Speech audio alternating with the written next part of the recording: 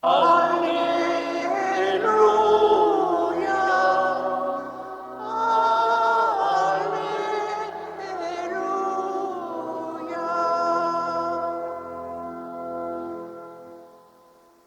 Seigneur soit avec vous. Évangile de Jésus-Christ selon saint Matthieu. Les pharisiens qui apprennent que Jésus a fermé la bouche aux Sadducéens se réunissent entre eux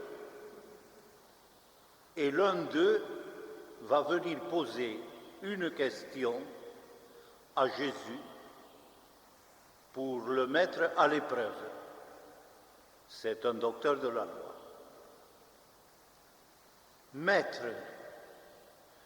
dans toute la loi, quel est le grand commandement? Et Jésus répond: tu aimeras le Seigneur ton Dieu de tout ton cœur, de toute ton âme, de tout ton esprit. Voilà le grand commandement, le premier. Et voici le second, qui lui est semblable. Tu aimeras ton prochain comme toi-même. Et tout ce qu'il y a dans la Sainte Écriture, dans la loi, dans les prophètes, est suspendu à ces deux commandements. Nous allons acclamer par l'Alléluia la parole de Dieu pendant que je porte à Arthur ce livre de l'Évangile pour qu'il soit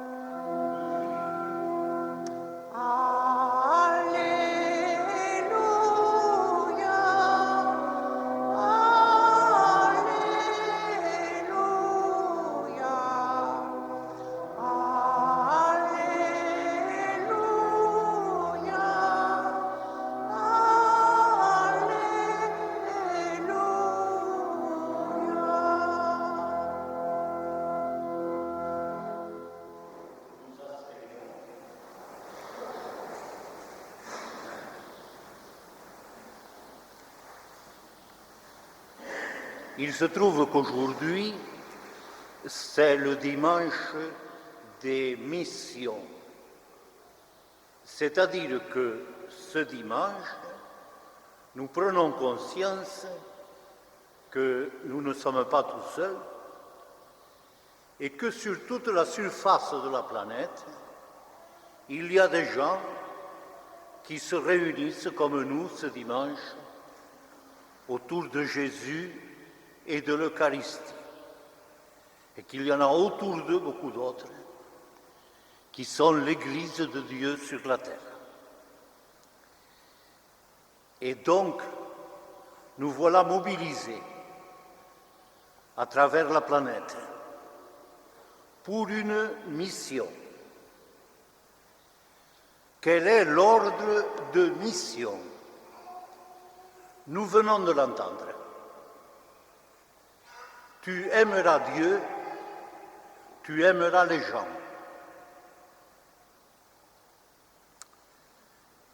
Une fois qu'on a dit ça, on retient souvent, il faut aimer le prochain. Mais il faut tout entendre. Il faut aimer Dieu et aimer les autres. C'est tout cela qui est notre mission et notre tâche.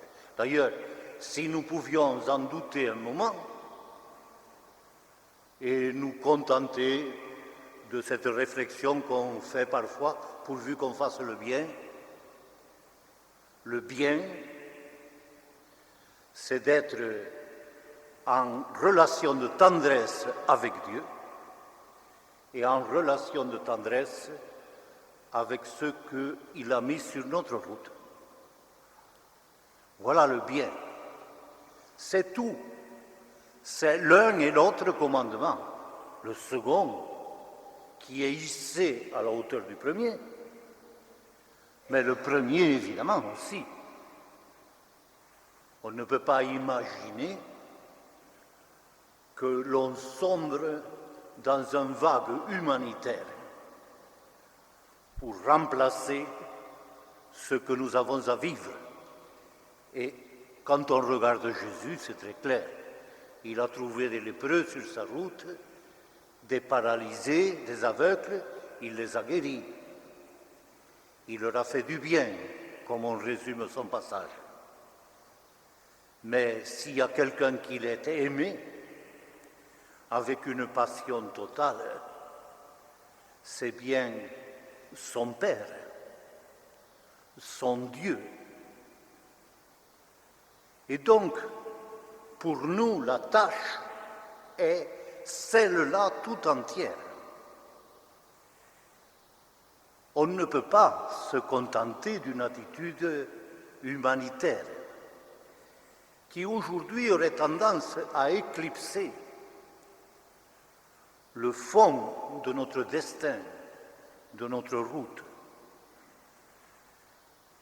L'Église, les chrétiens feront de l'humanitaire.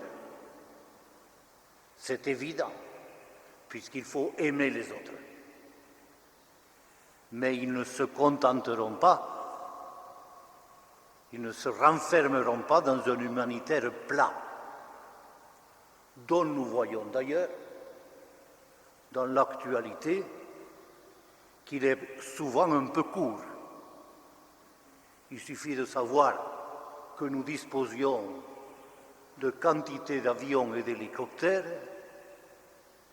et qu'il a pu y avoir des dizaines de milliers de sinistrés là-bas en Asie et qu'il nous a fallu je ne sais pas combien de jours pour y en envoyer un petit millier de soldats. Il a fallu se mettre à toute l'Europe pour faire ça, pour établir ces secours, autrement dérisoires. L'humanitaire fait beaucoup de cinéma et nos vedettes, toutes les unes après les autres, se drapent d'humanitaire, mais ce n'est pas ça que le Christ est venu nous donner comme mission, pas ça simplement. Et en face de ça, c'est assez curieux, aujourd'hui, pour un peu, on douterait de l'utilité de la mission. Qu'est-ce que nous avons, qu'est-ce qui nous pousse comme ça à vouloir aller annoncer à Dieu, à ces millions de musulmans, de bouddhistes ou autres? Ils ont leur religion, nous avons la nôtre, point final. Non. Le Christ est le Christ de tous. Et ce qu'il nous dit de Dieu est dans l'univers unique. C'est notre conviction intime, c'est notre foi. Et Dieu n'apparaît pas comme une espèce de facultatif après qu'on aurait envoyé quelques colis ou quelques couvertures à droite ou à gauche. Dieu est nécessaire. Dieu ne fait pas partie du superflu. Il est essentiel. Il n'est pas le dessert. Il est le pain. Et nous, par notre propre expérience, nous savons très bien que nous avons besoin de lui pour vivre. Qu'est-ce qu'on serait si on ne l'avait pas? Et comment aurions-nous trouvé la route si Jésus, à chaque instant, nous la montrait? Donc ce dimanche, sans complexe, paisiblement, nous disons, nous aimons Dieu. Et notre expérience de cette relation avec Dieu nous conduit à la partager avec les autres. On ne va pas les laisser privés de Dieu. On ne va pas les laisser sans Dieu. Ce n'est pas possible. on va essayer de partager comme on pourra, en respectant le chemin qu'ils suivent, certes, mais en même temps, en étant conscient que cette tendresse de Dieu pour l'humanité ne peut pas rester là, pendante, méprisée. Tu aimeras Dieu, tu aimeras tes frères. Il suffit de vivre comme Jésus a vécu et de se donner à ça, si je puis dire, à plein temps. Il est très frappant de voir que l'humanitaire se réduit souvent à des missions. On va faire un tour et puis on rentre à la maison, même si c'est utile. Et même si, à certains moments, ça peut être indispensable, ce n'est pas ainsi que fonctionne le missionnaire. Le missionnaire, il fonctionne comme Mère Teresa, par exemple. On lui dit, tu es allé dans l'Inde. Qu'est-ce qui c'est qui t'a poussé? Tu aimais les hindous, les Indiens? Elle répond, j'aimais Jésus. C'est Jésus, c'est par amour pour Jésus que je suis allé là. Et bien sûr, ça ne l'a pas empêché ensuite d'aimer ces gens de Calcutta qui avaient tellement besoin d'être aimés et accompagnés. Elle a fait de l'humanitaire. Et elle ne l'a pas fait comme Lady Diana, qui est allée faire un tour là-bas chez elle. Elle y est restée à vie. Elle a donné sa vie. Elle ne l'a pas fait comme moi. Je suis allé faire un tour au Tchad. Un tour de 5 ans. Pas de 15 jours quand même. Mais je suis rentré avec joie. Je ne dis pas par manque de courage, mais un peu cependant. Il faut nous rendre compte, parce que je l'ai vu ça sous mes yeux à travers des compagnons, de ce que peut représenter de générosité d'abandonner son pays, la maison de son père, sa culture, pour aller s'enfouir dans un coin de l'Afrique ou de l'Asie. Les missionnaires, c'est un autre niveau que l'humanitaire.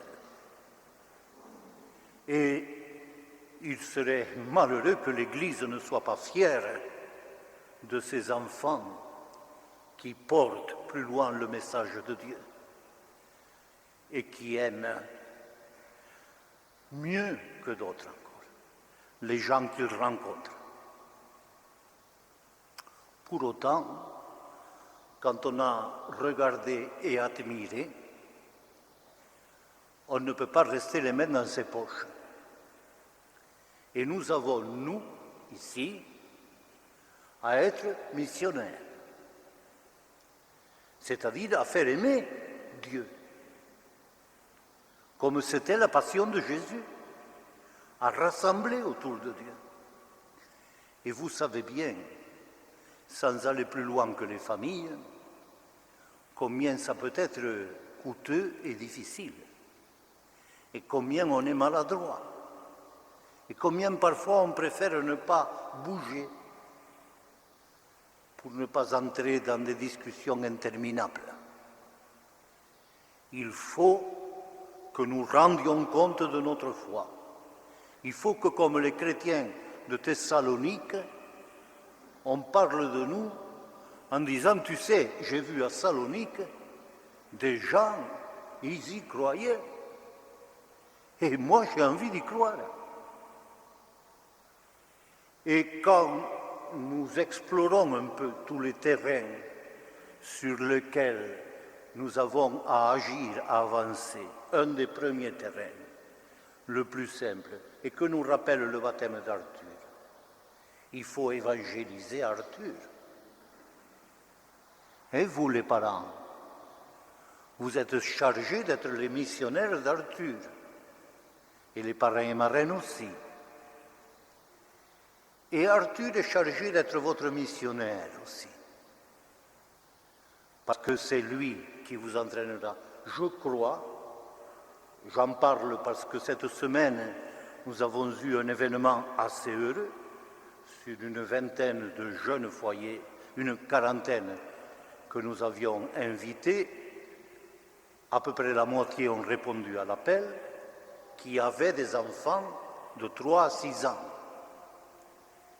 Et dans ces enfants de 3 à 6 ans, nous avons vu déjà des élans missionnaires extraordinaires.